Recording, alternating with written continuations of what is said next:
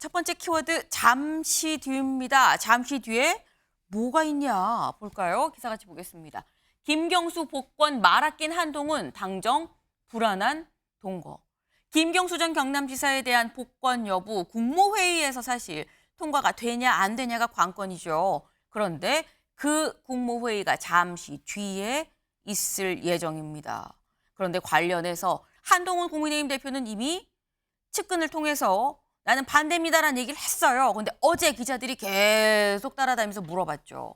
어떻게 생각하십니까? 반대하는 거 맞습니까? 그랬는데 말을 아꼈다는 겁니다. 직접 보실까요? 반대 의견 내신 거에 대해서 좀 부적절하다는 얘기는 이미 알려졌고 충분히 전달된 걸로 봐서요. 제가 오늘도 여기서 더 구체적인 말씀 드리지 않겠습니다. 기다려 보시죠. 혹시 직접적으로 말씀 안 하시는 고맙습니다. 특별한 이유 감사합니다. 있으실까요? 의원님들한테 전화해 주세요. 일단 말씀드릴게요.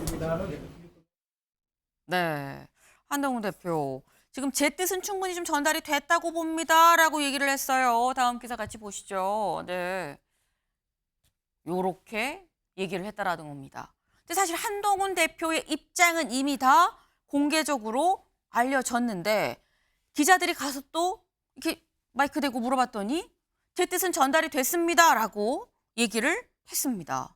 김인영 대변인님. 네. 다 지금 모르는 한동훈 대표의 뜻을 모르는 사람은 없거든요. 지금 다 이미 보도가 되고 다 알만한 사람 다 아는데 굳이 가서 물어봤는데 여기에는 말을 아낀 이유가 뭘까요? 저는 아주 굉장히 적절한 처신이었다고 생각을 합니다. 지금 한동훈 대표의 뜻은 충분히 용산에 다 전달이 됐고요. 네. 아까 말씀하신 대로 모든 분들이 다 알지 않습니까? 근데 이런 상황에서 한동훈 대표의 워딩이 직접적 워딩이 나가게 됐을 때는 이게 지금은 어쨌든 당정 관계에서 건의 형식이 되겠지만 직접적 네. 워딩이 나갔을 때는 갈등 양상으로 번질 수도 있는 상황이거든요. 이미 충분히 간접적인 방식으로 다양한 루트로 대통령실의 의견을 충분히 전달했는 상황에서 굳이 한동훈 대표가 직접적인 워딩을 하게 되면 그 무게감이 달라지면서 자칫 민주당이나 다른 언론에서 주장하는 당정 갈등이 정말 불거질 수도 있는 상황이라서 저는 한동훈 대표의 저런 직접적 워딩을 하지 않으시면서 충분히 의사 전달한 것은 되게 적절한 처신이라고 생각을 합니다. 어차피 한 대표가 반대 뜻을 전달했다는 건 다 아는 상황이기 때문에 직접 말하면 오히려 갈등으로 보일 수가 있으니까 말을 안 한 게 적절한 처신이다라고 말씀을 하셨어요. 서영주 대변인. 네. 근데 직접 이 상황에 와서는 또 직접 말을 한 거 안 한 거가 중요한 게 아니라 어쨌건 온 국민이 이미 알고 있다면은 이미 갈등 아니냐라고 해석을 하는 분도 있긴 있더라고요. 그렇죠. 지금 아차 싶은 거죠. 아차. 말은 해놓고. 그러니까 이 사면복권이라는 건 대통령의 고유 권한입니다. 네. 고유 권한에 대해서 집권여당의 대표가 물밑에서 의견을 전달해야 되는 게 거의 상식선에서 생각할 수 있지 않겠습니까? 근데 이거를 공개적으로 반대 입장을 드러냈어요. 아무리 본인 입에서 나오지 않았다 하더라도 한동훈 대표가 반대한다는 거는 온 국민이 다 알잖아요. 말씀하다시피. 그건 뭐냐면 결국에는 대통령에게 어떤 느낌을 주냐면 이거는 만에 하나 한동훈 대표의 반대 의견대로 따르게 되면 네. 나는 한동훈 대표 미티아를 인정하게 되는 거예요. 서열 정리가 돼버리는 그런 상황이 되는 겁니다. 이게 정치적으로 실수한 거죠. 따르기도 애매한 상황이 됐다. 아니 대통령이 속으로 이거를 통과시킬까 말까 고심하게 만드는 게 아니라 온 국민이 보기에 한동훈은 반대하고 대통령은 이걸 해야겠는데 대통령이 한동훈 대표가 반대하니까 그래 한동훈 대표 말 따라서 내가 할게. 내가 국정 운영을 잘 못하는 것 같아. 이런 느낌이 되는 거예요. 그러면 서열 정리가 한동훈 대표가 1등, 윤석열 대통령이 2등 이런 상황이 되기 때문에 결국에는 한동훈 대표는 당정 갈등에 불씨도 던졌고 대통령과의 사이에 있어서 본인도 당연히 대통령이 통과시킬 때니까 당내에서 입지도 줄어들고 정말 안 좋은 수를 던진 거예요. 네. 적절한 처신이었다. 아니다. 아차 싶어서 지금 그러는 거다라고 지금 말씀을 하셨어요. 네. 근데 정작 한 대표는 일단 말을 아꼈는데 한 대표 말고 한 대표의 측근들은 굉장히 또 세게 얘기를 하고 있습니다. 직접 들어보시죠. 대통령의 권한은 존중돼야 된다고 생각을 해요. 하지만 우리는 군대가 아니잖아요. 여기는 이제 정치인들이란 말이에요. 대통령이 내린 결정이니까 여당에서는 아무런 말도 하지 마라라고 얘기하는 거는 별로 이렇게 긍정적으로 보이지는 않습니다. 당정 갈등은 있을 수밖에 없고 또 있어야 됩니다.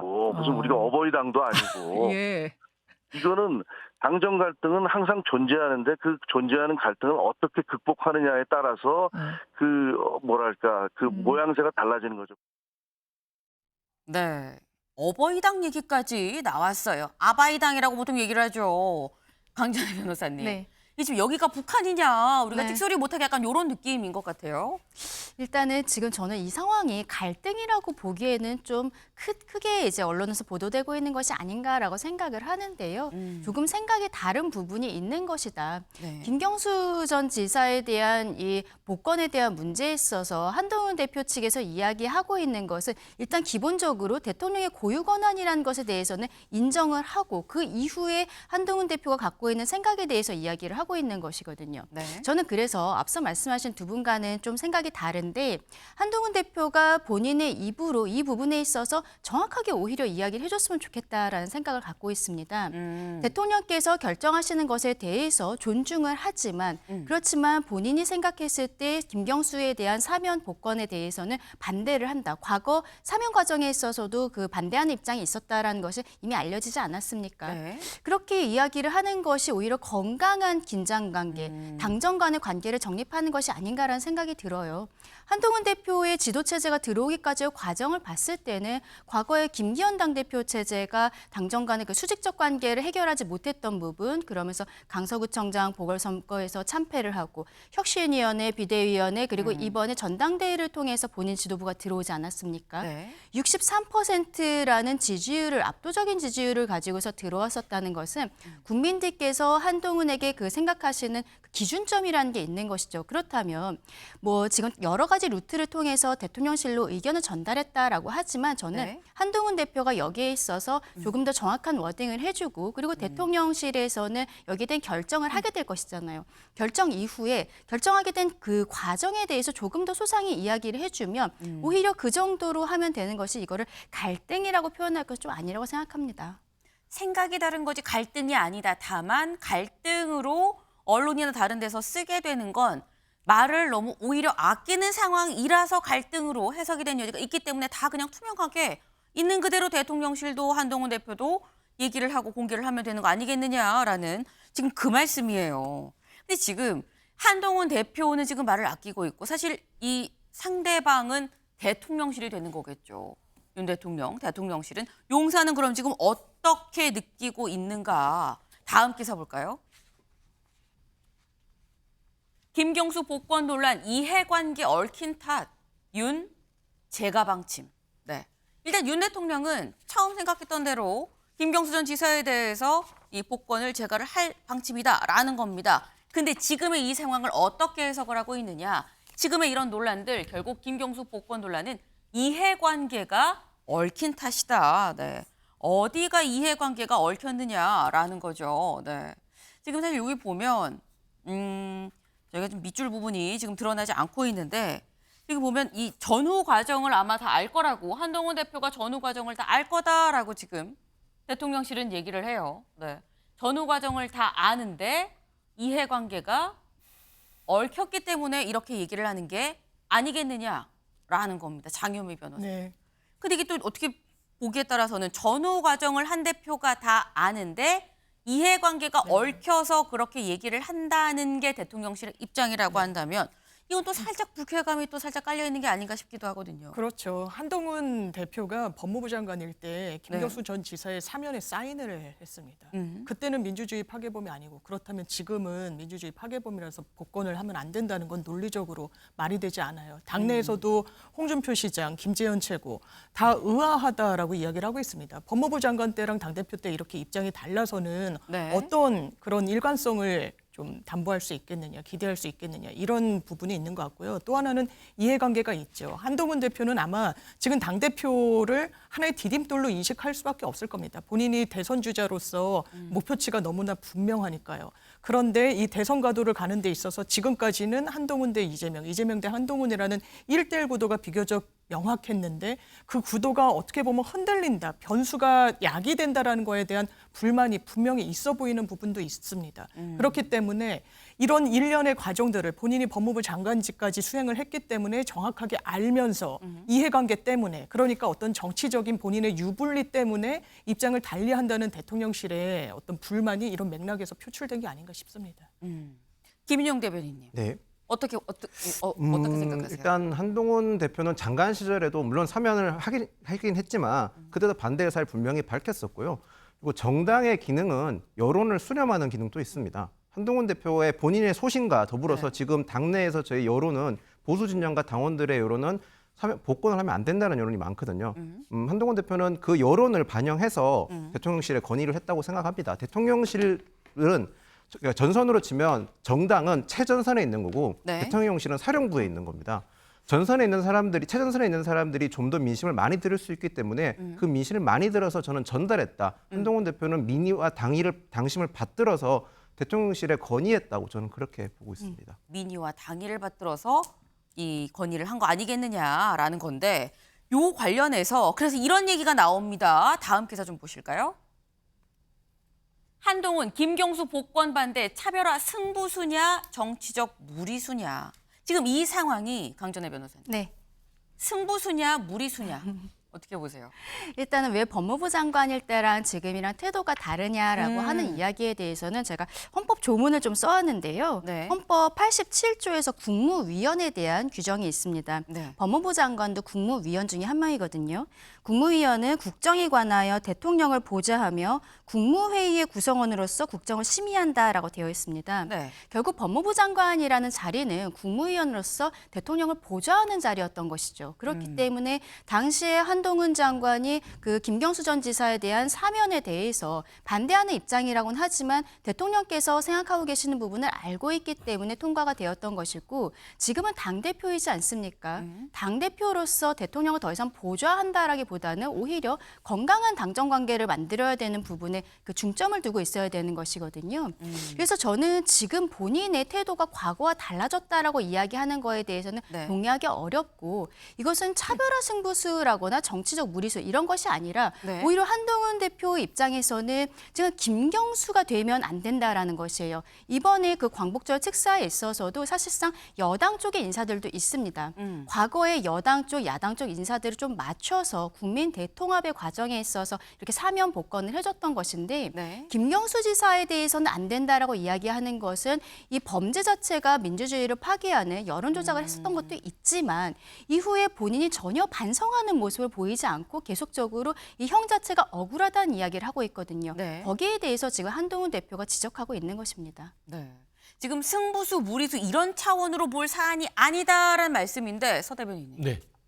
승부수 무리수 저걸 규정하면 지금 현재 한동훈 대표가 처한 상황은요. 승부수를 던졌는데 무리수가 돼서 돌아왔어요. 네, 결과적으로 무리수입니다. 네. 그리고 김경수 지사에 대해서 민주주의의 파괴범이라고 규정하는 것들, 그러니까 이게 전형적인 내로남불의 사고 방식이 있고 결국에는 보수층의 당원들 들으라고 하는 소리예요. 그러니까 이제 팬덤 정치에 편승하고 싶다.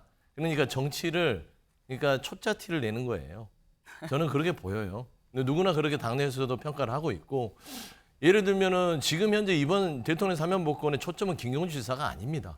원래 사면 복권할 때 같이 저번에 했었어야 되고요. 원세훈 전 국정원장을 풀어주기 위한 전체적인 사면의 그림이에요. 그 원세훈 전 국정원장을 필두로 해서 조윤선 전 장관 국정농단 세련, 안종범 비서관, 형규안, 지금 LCT에서 돈 받았던 분까지 지금 풀어주고 있는 상태예요. 4대 1입니다. 크게 봐서. 근데 무슨 김경수 지사를 뭐 지금 뭐 대단히 무슨 많이 배려해서 사면 복권한다고 지금 초점을 맞는데, 최근에 봐서는 이명박 전 대통령이 가장 아끼는 원세훈 전 국정원장, 그분이 어땠습니까? 국정원이라는 최고의 조직 고문을 활용해서 댓글을 썼던 분이에요. 민주주의 파괴가 여기는 더 심각하지 않습니까?